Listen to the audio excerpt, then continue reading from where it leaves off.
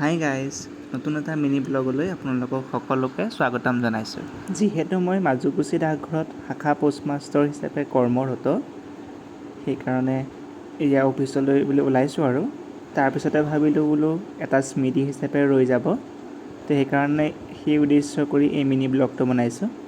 আৰু চাওঁতে চাওঁতে আমি অফিচেই পালোঁহি। এতিয়া আমি পোনপ্ৰথমতে অফিচটো খুলি চাফ চিকুণ কৰি লওঁ, তাৰপিছতে আমাৰ কামখিনি আৰম্ভ কৰিম।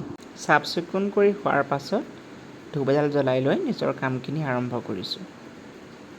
মই এনেই কাউণ্টাৰত থাকোঁ, সেইকাৰণে কাষ্টমাৰসকলৰ ডিপ'জিট আৰু উইথড্ৰখিনি মই কৰিব লাগে। এতিয়া মই ধুনীয়াকৈ সেইখিনি কামখিনি কৰি লৈ আমি চাব অফিচলৈ বুলি ৰাওনা হ'ম। এয়া আমি চাব অফিচ পালোঁহি। আজি ইয়াত দুটামান কাম আছিলে, সেইকাৰণে আহিলোঁ। এয়া আকৌ প্ৰিয়ংকাই ভিডিঅ' কৰা দেখি পেলাই লাজ কৰিছে। আৰু এয়া আমাৰ চাব অফিচ, এয়া আমাৰ অজিত খুৰা, সেয়া সমীৰ দা আৰু এয়া আমাৰ পুষ্প দা।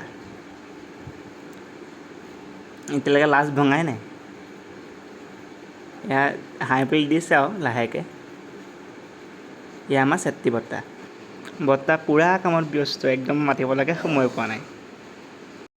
এতিয়া আমি আটাই অফিচত বহি আছোঁ। এয়া হৈছে আমাৰ পিয়াক্ষী বা। বা একেবাৰে সৰু ছোৱালীৰ নিচিনা, আৰু আমি সেইকাৰণে চবেই নুমলী বা বুলি মাতোঁ। এয়া আমাৰ মনোৰঞ্জন দা। দাদা বহুত ভাগৰে জোগৰে আহিছে। আপোনালোকক আমাৰ লক্ষী বৰ্তাক চিনাকি কৰি দিবলৈ পাহৰিছোঁৱেই।